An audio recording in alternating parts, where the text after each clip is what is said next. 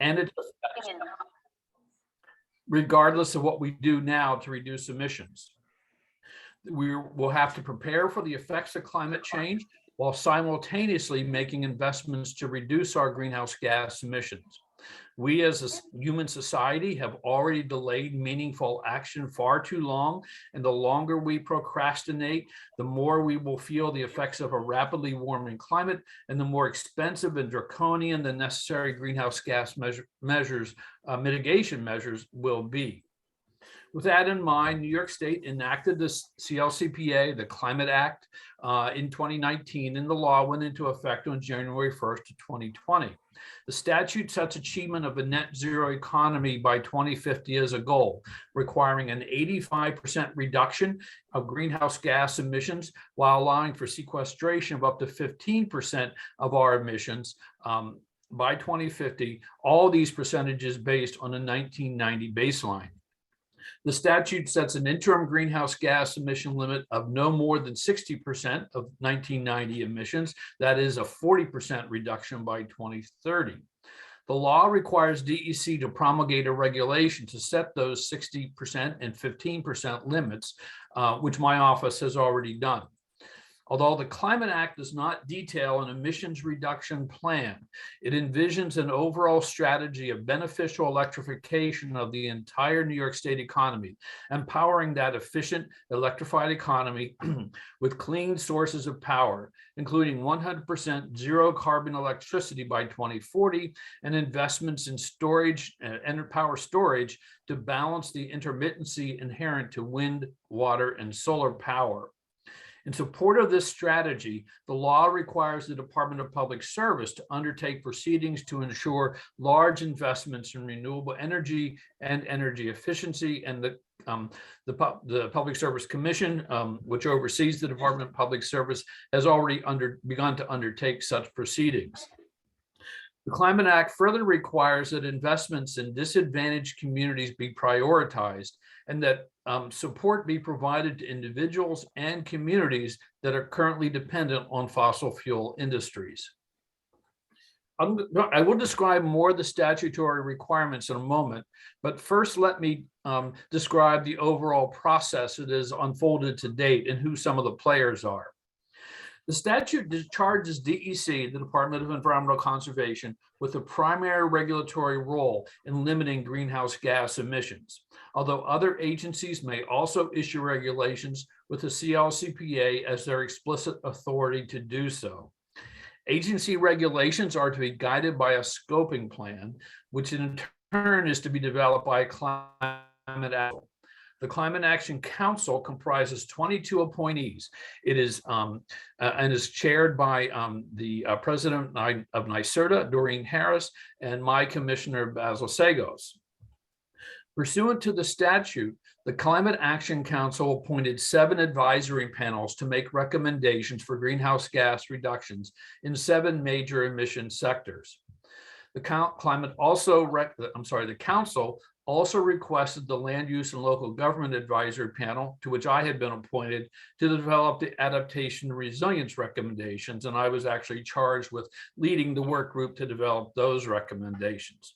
All the recommendations approved by the council are now embodied in the draft scoping plan, which the council released for public comment on December 30th of 2021. So let's look more closely at some of the requirements of the Climate Act. As I mentioned, the statute has a heavy emphasis on climate and environmental justice and requires a separate body, the Climate Justice Working Group, to establish criteria by which disadvantaged communities are to be recognized or identified. The council is required to prioritize benefits to these disadvantaged communities in its planning and to identify measures to reduce emissions of co-pollutants in disadvantaged communities. So the act does not just address greenhouse gases, but also what we typically call the criteria pollutants, more conventional pollutants when we think about air pollution. Further, at least 35%, with a goal of 40% of the benefits of clean energy investments made by the state are to accrue to these disadvantaged communities. As DEC develops regulations to implement the council recommendations, it's required to ensure that disadvantaged communities do not receive any disproportionate burden of those regulations, and DEC must further prepare a strategy to monitor and reduce emissions of co-pollutants in disadvantaged communities. An often overlooked but important part of the CLCPA is its Section 7. Section 7, first of all, requires all state agencies to lead by example, that is, to reduce their own emissions. More significantly, however, Section 7 requires all state agencies, not just DEC and the Public Service Commission, but all state agencies in considering any action, whether it's issuing a permit or approving a plan or providing funding to determine its consistency with the greenhouse gas emission requirements in the law. DEC has already used this requirement as the basis for denying 2 permits to repower existing fossil fuel power plants. And at least one of these denials is now the subject of an appeal in court. So we'll have to see how that appeal plays out. Although public focus has been on the greenhouse gas reduction requirements of the Climate Act, CLCPA Section 9 made significant amendments to the Community Risk and Resiliency Act of 2014. As amended, the Community Risk and Resiliency Act now requires consideration of all climate change effects during review of applications for all major permits and almost all of DEC's regulatory programs. And for the first time authorizes DEC to require mitigation of significant climate risk to virtually any asset or resource not owned by the applicant. Okay, so where are we now? The CLCPA, as I said, took effect on January 1st of 2020, and we had a slow start due to COVID. The governor's office was a bit preoccupied and didn't get around to making all the necessary appointments as quickly as it might otherwise, but we still had and still have the original deadlines to meet. The council first met in March of 2020, and later that year, advisory panels began development of their recommendations, including extensive public consultation. And I'll note here, because this is a very busy, if pretty slide, these are almost all of these slides are available currently at climate.ny.gov, and I'm certainly happy to provide my slide set, but most of these very pretty and information-laden slides are intended for study, and they are available at climate.ny.gov under the resources page. So if you want to take this and study it, you're welcome to do so. Let's see. So as I mentioned, in late 2020, the advisory panels began development of their recommendations, including extensive public consultation. All the panel meetings were open to the public. They weren't conducted as hearings, but they were open for viewing by the public. And we had a number of, in the case of the Land Use and Local Government Advisory Panel, a number of roundtables with local government representatives. The advisory panels presented to the council in the spring of presented their recommendations to the council in the spring of 2021, and staff began preparing the draft scoping plan as consensus formed around the recommendations that would be included in the draft plan. The council released the draft scoping plan on December 30th of 2021, and a 120-day public comment period commenced on January 1st of 2022. At least 6 public hearings on the plan will be scheduled.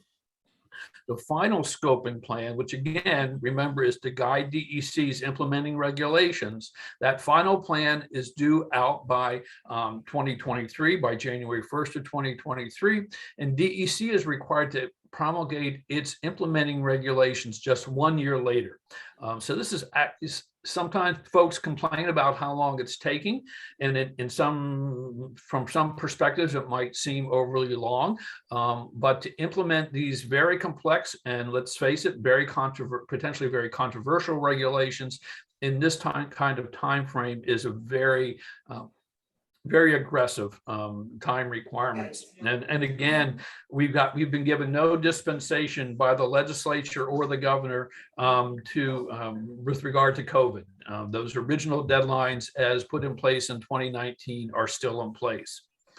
In parallel to the council's process and deliberative process, in addition to supporting the Climate Action Council and its various advisory panels, staff, particularly at NYSDEC, DEC, Department of Public Service, Transportation, Health, and other agencies, completed several other required milestones, including the Public Service Commission's adoption of the 70 by 30 Clean Energy Standard, the Climate Justice Working Group, with support from DEC and NYSDEC staff, have worked to develop the criteria by which to identify disadvantaged communities, as I discussed earlier.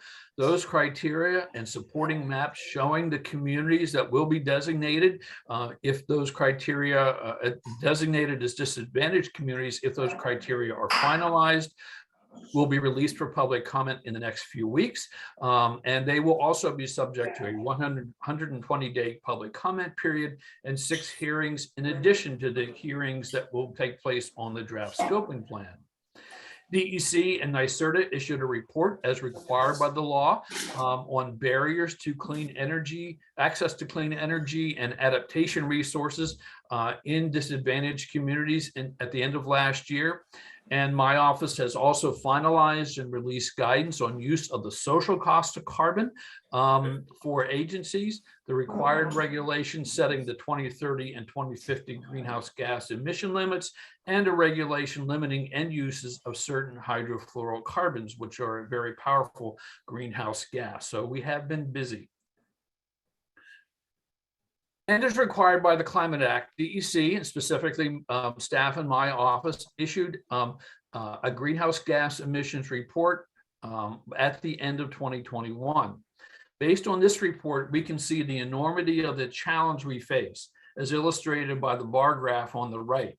Reducing the state's greenhouse gas emissions from about 375 million metric tons of carbon dioxide equivalent to about 61 million metric tons over the next 30 years. The inner ring of the circular graph indicates the relative proportions represented by our major emission sectors, with the outer ring indicating the contribution of certain sources within each of those sectors. Now, I want to point out that although many people tend to think of power plants as the major cause of climate change, in fact, in New York, which has, we think, the cleanest grid in the country, power generation account only for about 13% of our state greenhouse gas emissions. Here in New York State, the transportation sector at 28% and our building sector at 32% represent significantly larger sources of emissions. And when we talk about buildings, we're actually talking about combustion of fossil fuels to heat the space and water in those buildings. Waste management in New York is responsible for almost as much, at 12%, is responsible for almost as much emissions as power generation. Agriculture in New York is important at about 6%, but a fairly small part of our overall emissions profile. And for those of you who are technically minded and understand greenhouse gas emission inventories, because I get this question, I'll mention that essentially this emissions inventory counts what we call scope 1 and scope 2 emissions, direct emissions and emissions associated with use of electricity. They do not count emissions associated with our consumption. And it is true that if when we buy products that are produced outside of New York, we are essentially exporting those emissions to other jurisdictions. The council's planning has been informed by analysis performed by NYSDEC and various consultants to integrate all the advisory panel recommendations to assess their likely total effects on the state's greenhouse gas emissions, as well as their costs and benefits. This analysis included a reference case based on business as usual, plus the effect of greenhouse gas reduction policies that are already in place. Scenario 1 included all the recommendations as presented by the advisory panels. Essentially, we threw everything at this problem that the panels thought we could reasonably do. Unfortunately, that analysis indicated that the total of those recommendations was not sufficient to achieve the required emission reductions, which is why it's not shown here. The council went back to the drawing board and developed the 3 action scenarios, which are described here, all of which would be expected to achieve the reductions required by the law. All these 3 scenarios are based on foundational strategies that must be included if we are to achieve the required greenhouse gas emission reductions, but they provide different approaches for reducing emissions from some sources. This figure represents a comparison among the scenarios in the draft scoping plan. Again, this figure is available at climate.ny.gov for anyone who wishes to review it, and I have no intention of reviewing it in detail now. But in general, the 3 action scenarios differ somewhat in the use of low carbon fuels derived from biomass and green hydrogen versus an accelerated transition away from all combustion, or in the pace with which some policies are implemented, particularly those intended to reduce vehicle transportation emissions through reduction of vehicle miles traveled and reduction in methane emissions. None of these scenarios represents a specific plan or recommendation, but they are intended to show the range of options that are available to decision makers on in which the council is inviting stakeholder comment now and during the public hearings. As I mentioned, the 3 action scenarios all include several key strategies that are fundamental to achieving the required emission limits.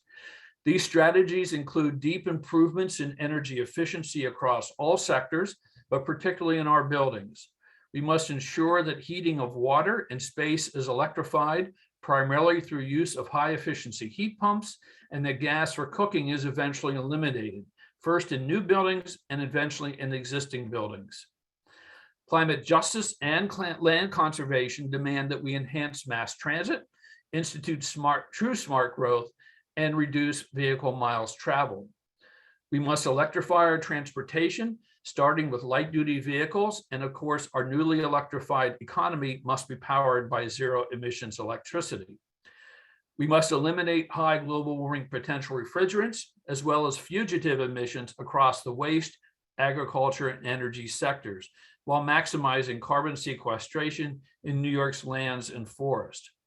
And we will require a diverse portfolio of solutions to electrify industry and improve its energy efficiency. Low carbon fuels such as bioenergy or green hydrogen will likely be necessary in hard to electrify sectors such as aviation, heavy duty vehicles, or high temperature industrial processes. With regard to electricity demand, as we replace fossil fuel heating systems with heat pumps, New York State will transition from a summer peaking system. Right now, our electrical demand peaks during the summer cooling season. We will, however, transition eventually, and I believe the projection is within the next 10 to 15 years, to a winter peaking system. Bioenergy or green hydrogen, in addition to battery storage, will likely be necessary to ensure grid reliability as electrical consumption doubles over time. As many of you likely know, methane is a very powerful greenhouse gas, and we must reduce those emissions not only from our existing oil and gas infrastructure, but from waste management and agricultural activities as well. As I mentioned, the Climate Act allows us to count sequestration of the equivalent of up to 15% of our 1990 emissions toward achievement of our net zero goal. However, achieving this level of additional sequestration analysis indicates will be difficult, which may require us to reduce emissions by more than the 85% of 1990 levels required by the law, or rely on technologies such as carbon capture and sequestration or direct capture of CO2 and followed by sequestration. Of course, there will be costs, but also benefits. And NYSDEC has compared the anticipated costs of the 3 action scenarios with the benefits and job creation opportunities they create. When accounting for both the economic impacts of climate change using DEC's social cost of carbon guidance and monetized health benefits, NYSDEC estimates that investments of a relatively small proportion of the state's gross state product will yield net benefits on the order of $90 to $120 billion between now and 2050. A large portion of these net benefits will be in the form of public health, as we reduce combustion of fossil fuels to reduce greenhouse gas emissions. We eliminate our largest current source of other pollutants as well. These are the pollutants that cause and exacerbate a variety of cardiorespiratory illnesses, particularly among the elderly, the children, the urban poor, and outside workers. So there will be tremendous health benefits of eliminating the use of fossil fuels. This slide just summarizes the important strategies included in the current draft scoping plan, which I've already reviewed, but the council does have more work to do and is continuing to meet. In fact, the next meeting is scheduled for March 3rd. And again, these council meetings are all open for viewing by the public and have all been recorded, and the recordings and the presentation materials, including the thousands and thousands of slides, PowerPoint slides that have been generated to document the work of the council and its advisory panels. That's all available at climate.ny.gov. But as I say, the council has more work to do.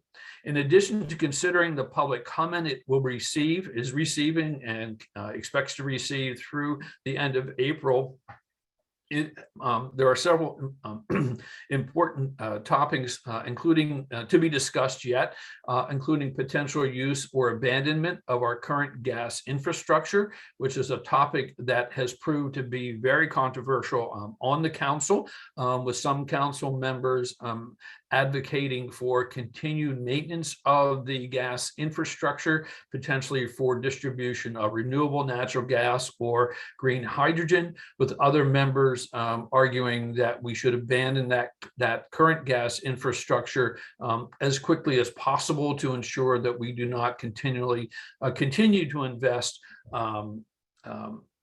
in what could be a stranded asset, and also concerns about the safety of mixing hydrogen, regardless of its source, hydrogen with natural gas in the current gas infrastructure.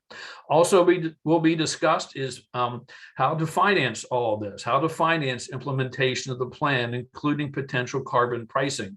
The members of the advisory panel were directed to make recommendations, but not to try to figure out how to pay for all this. That task is the council's, and the council will be taking that up in the next few months, but also, again, seeking public comment on financing as well.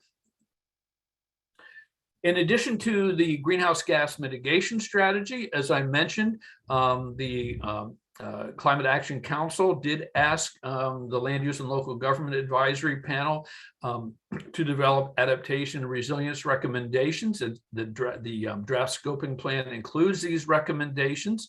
The 60+ adaptation and resilience recommendations are grouped as 12 initiatives organized under 3 broad themes. I won't go into detail for the sake of time, but these themes essentially are organized around building the state's adaptive capacity through funding and training and additional statutory authority to advance adaptation to the effects of climate change, enhancing the resilience of our communities and our infrastructure to the effects of climate change, and also enhancing the resilience of our living systems, particularly our natural ecosystems and our agricultural systems to both current and future climatic conditions. Now, the adaptation and resilience recommendations are not binding on any agency or other entity, but we at DEC and in some cases other agencies are already pursuing implementation of some of these recommendations, including, for example, Governor Hochul's direction that DEC and NYSDEC develop an extreme heat action plan, which is something that was recommended in the draft scoping plan, but the governor has chosen to direct staff to get out ahead of that particular recommendation. So next steps. The public comment period is open through the end of April 2022. To comment on the draft scoping plan, see climate.ny.gov. Again, the draft scoping plan, along with voluminous supporting documentation, is available there at climate.ny.gov. You can find instructions for submitting public comments, information, and that includes an electronic form that you can complete, an online form you can complete and upload, which will make it a lot easier and a lot more efficient for staff to sort through the comments that we anticipate getting and synthesizing them for response and consideration. The schedule for the public hearings will be announced soon, and will certainly be posted at that climate.ny.gov website, as well as news releases and so forth, to let folks know when those hearings are scheduled. Public and stakeholder input will occur in parallel to continued analysis, and there's also plans in the works to schedule a speaker series. As I mentioned, there are a number of important topics such as greenhouse gas, the future of the natural gas infrastructure, and carbon pricing, and other means to finance these recommendations. And the plan is in the works to hold roundtables or speaker series that will inform both the Climate Action Council members and the public as they consider how to address these important issues. Written comment will be shared from the public, will be shared with the Climate Action Council, as well as the input that will be taken during the public hearings. And as I mentioned, the criteria by which to identify disadvantaged communities and the supporting maps are also due to be released for public comment in the very near future. So that concludes what I have to say, and our contact information is here, as well as a number of websites that you might find useful, but I am more than happy to take any questions you may have. Okay, I think we're going to go just through the chat questions that have been submitted and let those people ask their questions. Then if anybody else wants to be unmuted, you can just let us know in the chat. So let's see. The first question was from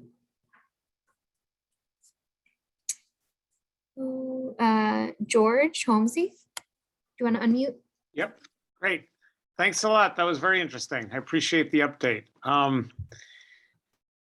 I was wondering, and when you went through the part about how this will be required as part of seeker and to mitigate climate risks for natural resources and disadvantaged communities, I always wonder what kinds of mitigations are envisioned for that. Like, what's an example of that?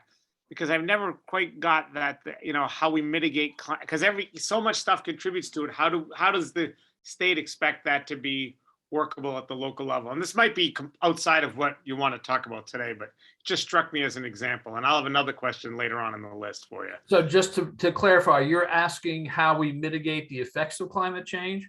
At the local level, like if I have a project going in a community, a disadvantaged community, I mean, I know, writ large what we should be doing, but what do we think about at the neighborhood level or at the project level?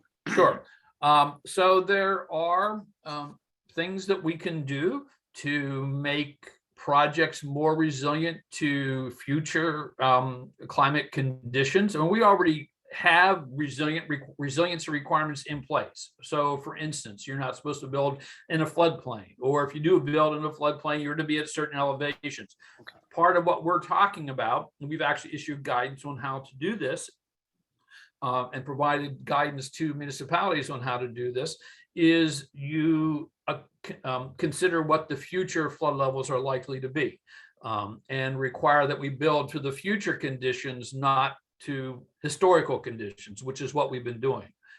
So that's the kind of thing we're talking Okay, yeah, standard planning things. I don't know why I thought there was something else in there. Nothing magic about it. It's just a matter of thinking in terms of the future rather than of the past. Okay, all right, thank you. And I'll hold my other question until I get to that part of the list. Thanks, Christine.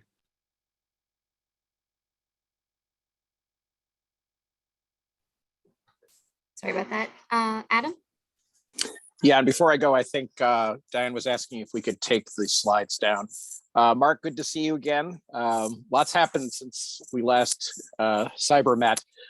Two questions I just want to ask in sequence, and you can address them in whatever order you want. The first is that most New Yorkers don't actually know that any of this is going on, and in many communities, what they're hearing is from self-interested parties connected with the fossil fuel industry saying, this is going to really hurt you in the pocketbook. There are issues with this. So the first question is, what is the state going to do to get word out more effectively? And I don't just mean hearings, I mean like really effectively. And then the second question regarding workforce development, I know that the Just Transition Working Group scope was relatively narrow, focused on people in communities where fossil fuel and related industries are going to go away. And it's an important question of how those communities and people are transitioned to the new system. However, that leaves behind most of the rest of the workforce and education system that's still not prepared to create the workforce that we need for this enterprise. And I'm wondering what your thoughts are, what discussions there have been about filling those gaps. Well, good questions, and good to see you again, Adam. And you don't think that my going out and talking to a couple of dozen people at a time is going to sway the New York State population? I wish I did. That you and I know that. No. DEC had a few months ago hired a person who is now serving as what is her title? Strategic Director of Climate Communication, specifically to manage communication and outreach related to the Climate Action Council's work. And she's actually very capable. She was the Director of Communications or Assistant Director of Communications to now Governor Hochul when Governor Hochul was Lieutenant Governor. So she's come over to DEC and is the Strategic Director for Climate Communications. She tells me she is working on a strategic plan. Certainly one of the things that we recognize we have to make people much more aware of are the benefits that are associated with this plan. And you're right, we hear, most people now are hearing from people with narrow self-interest. And we need to get more information out about the benefits, both in terms of health and lifetime costs and so forth. So we're working on that, but I don't have the details on that strategic communication plan yet. With regard to the workforce training, I have to be honest, I did not have time to track the Just Transition Working Group work as closely as I had hoped. There is a job study on the website that was released also at the end of last year. I believe that includes an assessment of workforce requirements and includes recommendations for how to prepare the workforce for the new economy. But I will be honest, I don't have details on that. Sure. Just quick follow-up. In terms of the strategic communications, there's a lot of us that would like to be consulted on that matter, both on and off the council. A lot of ideas out there. There's the regional clean energy hubs of NYSDEC that are going to be rolling out soon. And then in terms of the workforce piece, we have a statewide consortium that's kind of working on this, and we're obviously going to testify at the upcoming hearings. But any way that we could get something in the ears of folks on the Climate Action Council maybe earlier than that. I'm not sure whether it goes to the Just Transition Working Group, if they're still meeting. I know there's a recognition that there's a lot of missing pieces, but it's unclear to me where you plug in other than give the testimony and wait to hear from somebody. Right. I would suggest we do have an email address that's still running, climateact.ny.gov. I monitor that. So send us an email with your concerns, suggestions, and so forth, and I will relay them to the appropriate folks that make decisions, like the executive director or the commissioner or the communications director. Thank you. Mm-hmm.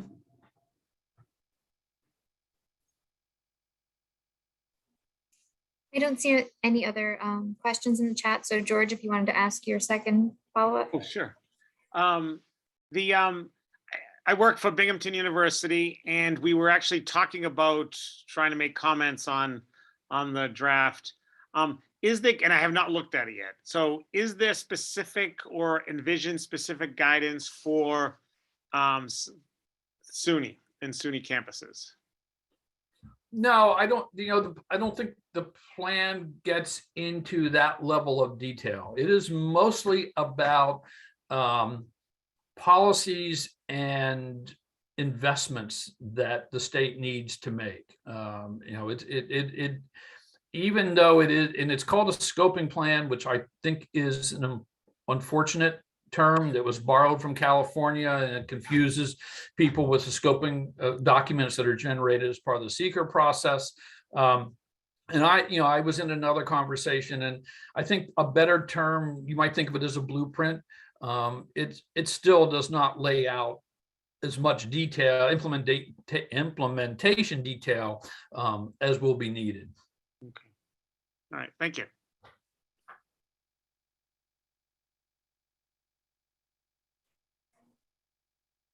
I see, Chris, your hand raised. I think you could just unmute yourself.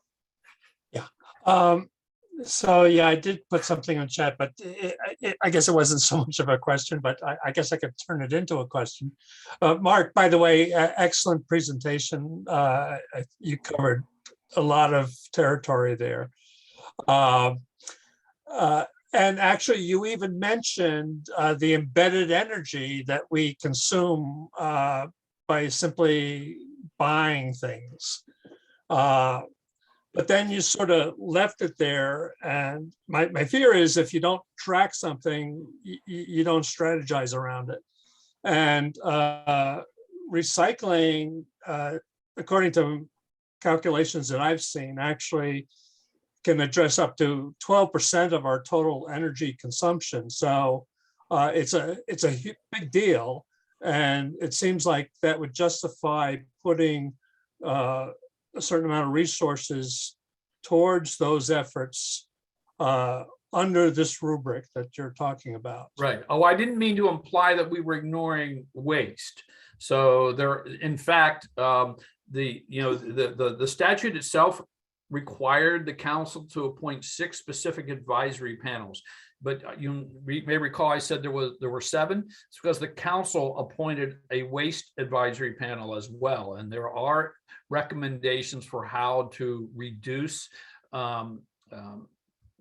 materials going to landfills where they produce methane, particularly organic materials, and how to reduce waste. But we're not getting, not everything that is consumed goes to a landfill. The lamp sitting here on my desk has embedded emissions, even when it's not on. And so we're not accounting for those kinds of purchases, but there's certainly recommendations in the scoping plan and included in the integration analysis is waste management, both of solid waste, particularly organic materials, and for wastewater treatment. Yeah, well, just I'm glad you mentioned organics, because actually I've looked at that section, and I think it gives a lot more credit to our ability to capture methane off of landfills than you actually have. I can point you to studies that that are pretty disturbing in terms of the effectiveness of those. I mean, I'm not saying you should do it. There are good things to do, but it's more like making lemonade if you're given a bunch of lemons. But at the end of the day, we really need to get the organics out of the landfill. And that's the ultimate solution to reducing methane coming out of landfills, because that's where the methane is coming from.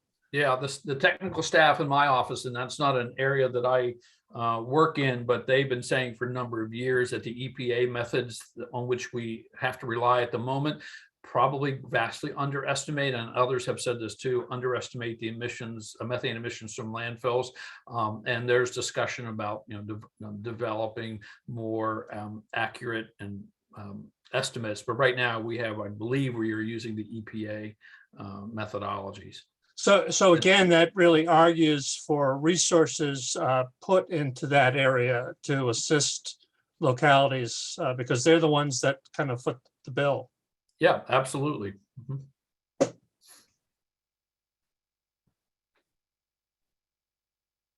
there any other questions? Feel free to just unmute yourself. If I have not, a then question. Mhm. Christy? Yeah. Thank you so much. And thank you, Mark, for bringing us up to date on all the good work that the state is doing. I'm both a county legislator and then I also teach at the university with the wonderful George Holmesy there. I am interested in, at the county level, if you were to ask us to do three things, what would you ask us to do? And I know Deb Smith, of course, is doing great work up at the landfill and with the recycling program and encouraging composting, a lot of good work. But and we've taken other steps.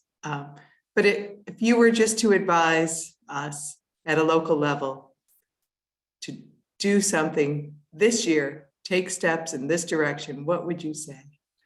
I think, well, I'm not sure if I can come up with exactly three. I may have more than three. But the most important thing, I think Broome County is already a climate smart community, but pursuing that program, and we have tried to develop that program in a way that gives municipalities and counties a framework for taking action.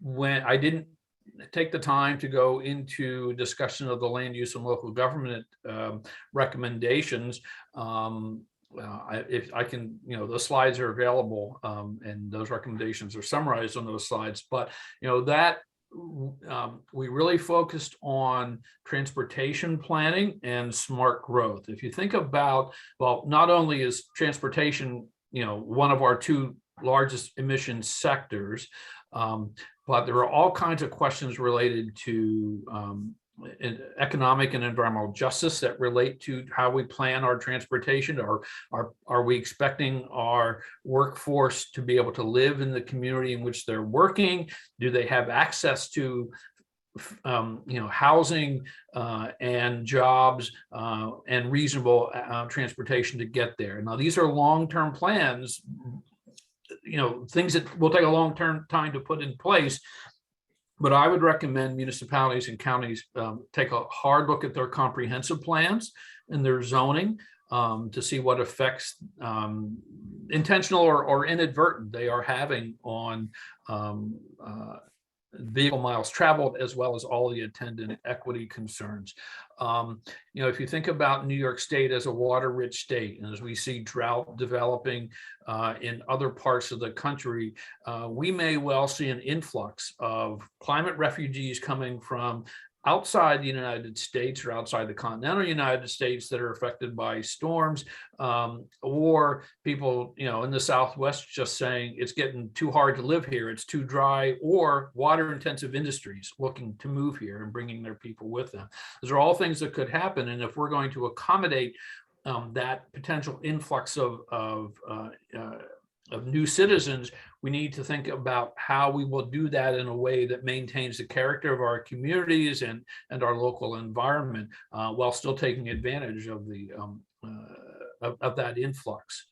So again, I think, I really, and I'm not a planner by training, but I think good, solid, comprehensive planning is one of the most effective things you could start to do. Thank you. Yeah, Mark, thank you so much for that. Really interesting. I did just want to share with you that the Broome County Environmental Management Council is also the task force for our climate smart communities work. So Good. And can I ask how active the county has actually been in using the climate smart communities? Broome County isn't certified, does not have bronze certification yet, does it? we have a bronze certification. Oh, you do? Okay. And All right. Adam Flint, who you just had a little dialogue with, Yeah. is leading our climate smart communities work. We have a team that's focused on it. Great. Great. I think Adam actually had another question. Only if there's no other questions from people who haven't had a chance. Anyone else out there? All right, so I have a hydrogen question / point. I was actually kind of glad to hear how you framed the possible uses of hydrogen and the controversy over that. And I'm a bit concerned about other announcements from the governor and other places that indicate that use cases for hydrogen that just make absolutely no economic or efficiency sense are being supported. I'm sort of assuming that's a political matter, whereas what the council has got is the best science connected with this. There's a coalition that was formed recently called the Hydrogen Science Coalition, made up of a bunch of industry veterans that have worked with hydrogen in industrial applications and so forth. And what I've learned is that a lot of the use cases are ruinously inefficient because you're better off just using renewable electricity directly rather than converting materials into hydrogen with the use of that electricity. And in addition, that these things are often very expensive, and that the best use of green hydrogen by far is to replace black hydrogen in industrial process. And I'm wondering if you could comment on that. That's my understanding as well, that essentially localized use of green hydrogen would be, and the same goes for methane, would be the most effective use. Frank, I'm not going to comment on what the governor may have announced because I'm not that close to retirement as yet. But more importantly, I just don't have the technical details, and it was not involved in the decisions of that went into any of that. So it would not be fair of me to comment on any of those. I wasn't expecting you to answer that part, but I would actually definitely recommend checking out the Hydrogen Science Coalition. I've learned a lot. Maybe you already know all this stuff, but I didn't. No, I had not heard of that. So that's it's new. It's very new. Okay, great.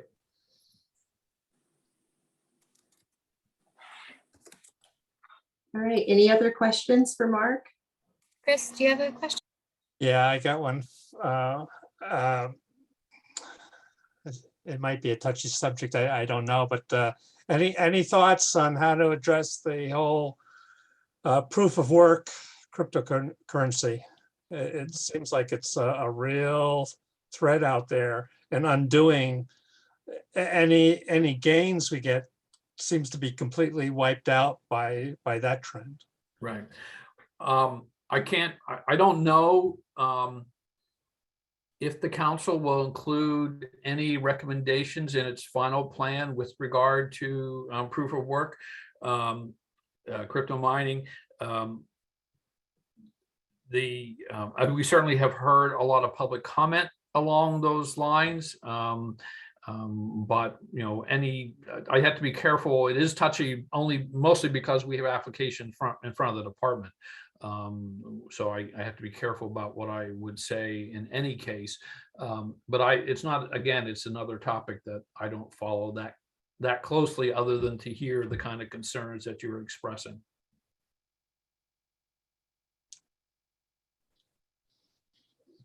Any other questions or comments? Go ahead, Bill. Oh, you're on mute. Bill, you're muted.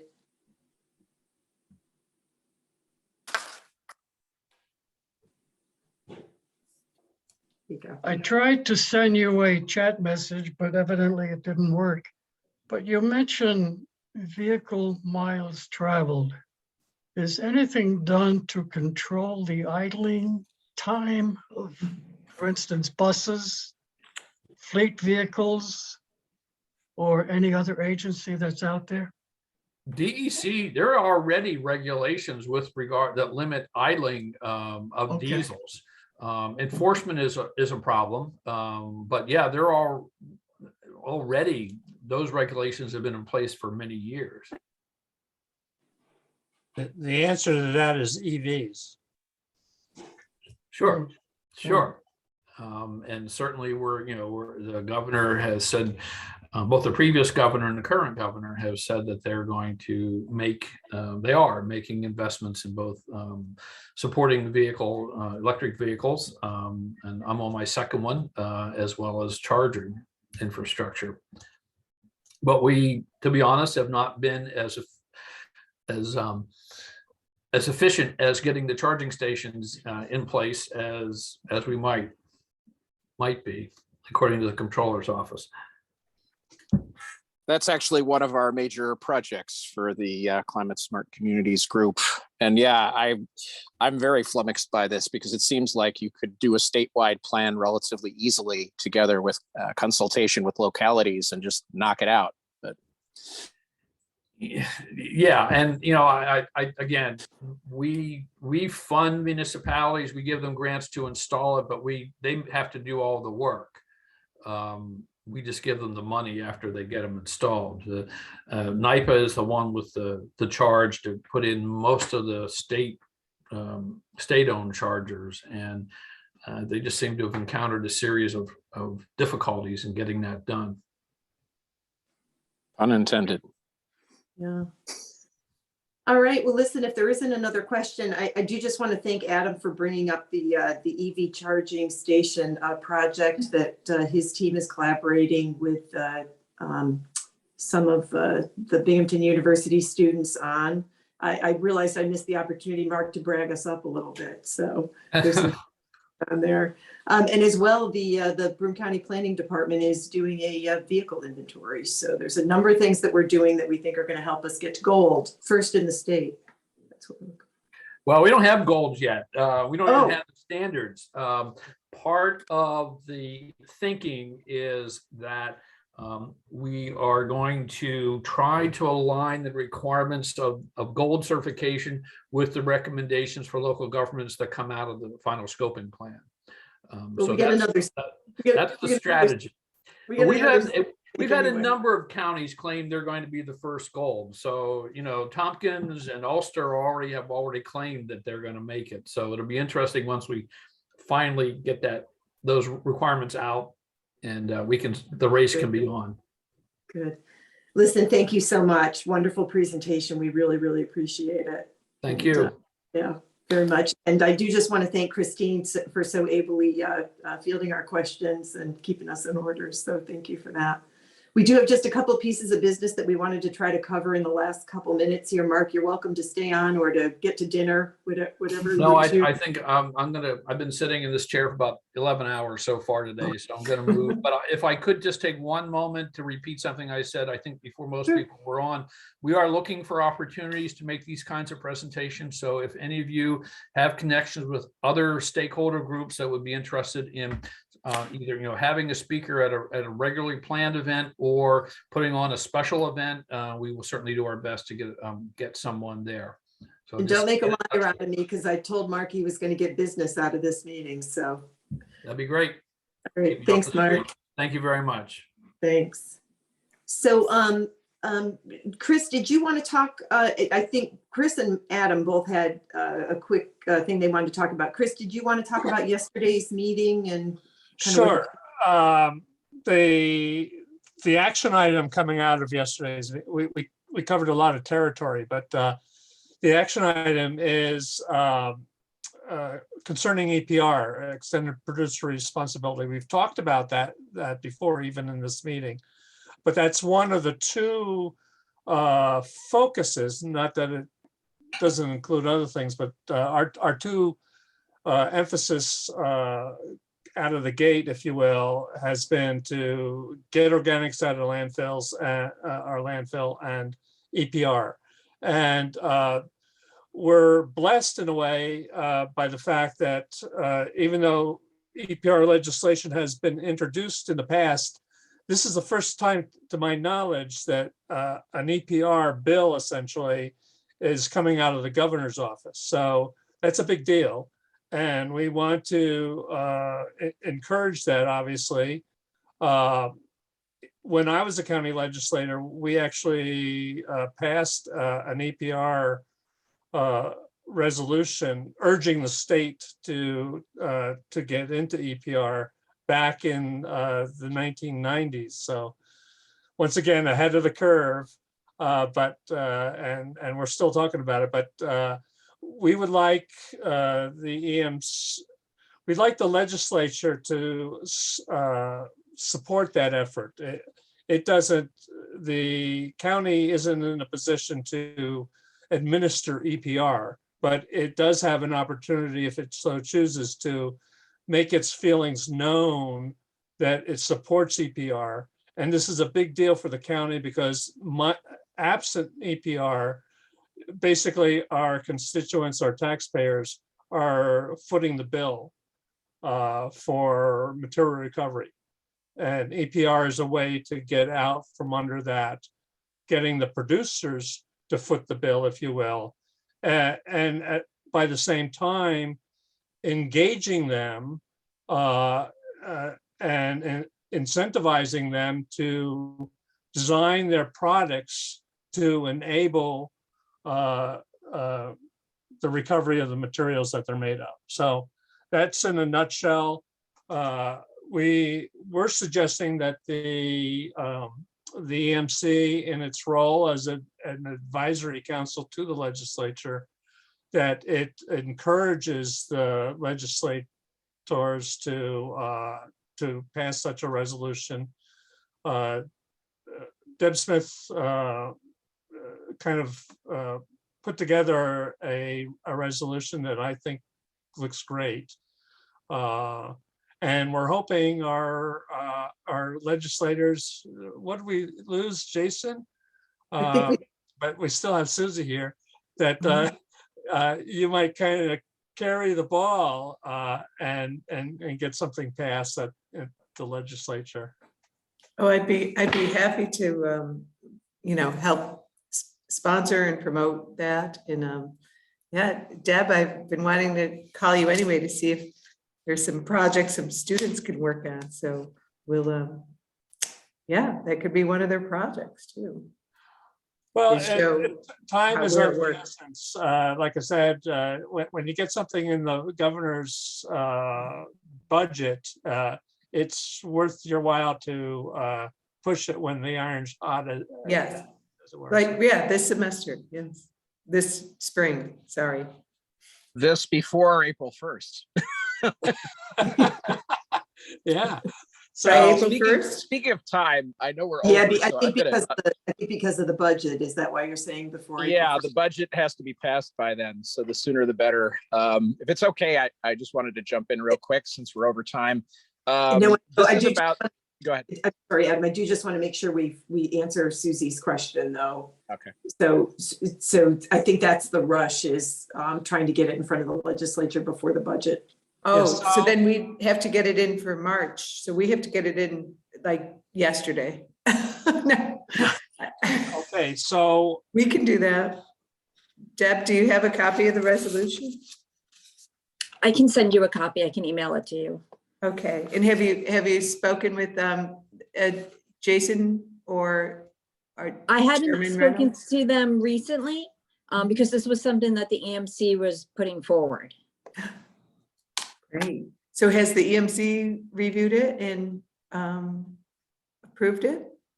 well, we've always been supportive in concept. We just got the resolution, and I have done a quick scan of it, and it seems perfectly fine.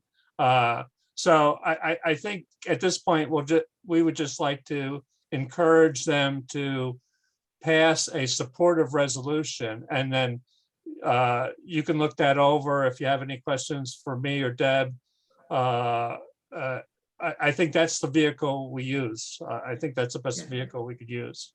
So But it- Susie, go ahead. I'm sorry, I believe this body should adopt it and accept it and then move it forward. Okay, that's what we were looking for, was process. I talked to Jillian a little bit earlier today. She was going to talk to Beth. I also spoke with Bill because he's the keeper of our bylaws.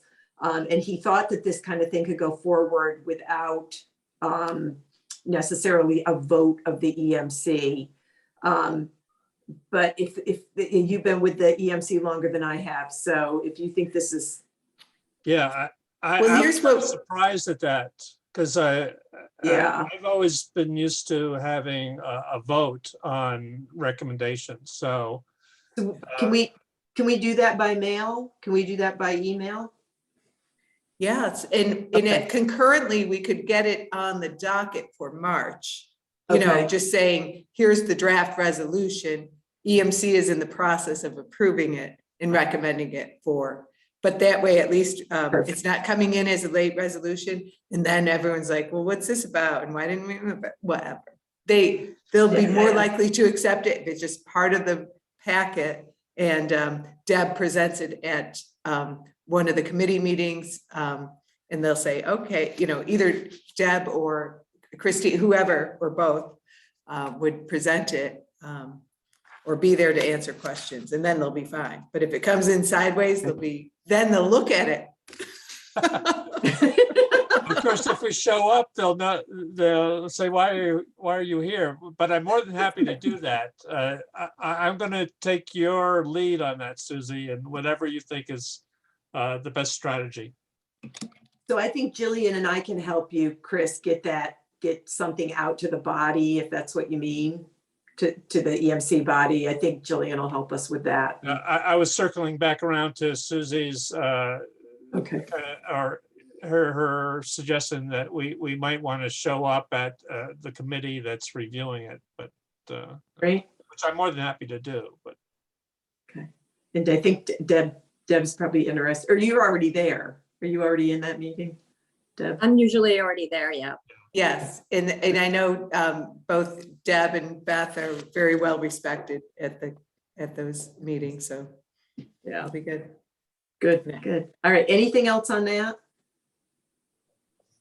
No, okay. And Adam, I'm so sorry I cut you off. I just wanted to make sure we were No, clear on no that. worries. And I'm then- going to take 90 seconds because I'm late to another meeting. Some of you may not be aware of this, but we have a utility bill spike on top of a utility bill debt crisis on our hands in New York. Because of COVID, in addition to all the debt that was already there prior, there's a 1.27 million households 60 days or more behind on their energy bills, 1.73 billion owed by electric and gas customers, and 126% increase in residential debt since February of 2020. And on top of all of this, in the last bill cycle, and some of you will see this shortly if you didn't get the last bill cycle just yet, there's been a 2 to 3 times spike in cost for electricity and gas statewide. Regulators kind of caught flat-footed. Investigations are being called for. The thing that I wanted to mention now, because I'll send out more information via email later, is 2 things. One is that there is going to be a information session on the 16th at 6:30 p.m. And information will go out on our list. If you're not on our list, I put my email address in the chat so you can email me and ask to be put on our list. The other thing is that if you have received a scary, nasty bill, you should do 2 things. And again, this information will go out shortly. One is call NYSDEC and arrange for a payment plan, and take note of what they say to you, because they're telling the commission one thing and they're telling customers something else. And let me know what it is they told you. But what they should tell you is that they can put you on a payment plan, and you should drive the amount for that payment plan. And they should give you some explanation of why this happened. The commission is trying to get them to actually start to explain things to customers now rather than waiting for customers to call. The other thing to do is call the Public Service Commission and lodge a complaint. But I don't have that in an easy digestible form in terms of the place to go to do that. So I'll send that out. That's everything. If there are any questions, I'll answer them quickly. All good? Adam, thanks so much for alerting us to that. Appreciate No it. worries. See you all next time. All right. If not, if we do anything else, or can we sign off? All right. Thanks very much, everybody. Have a great night. Okay. Bye, everyone.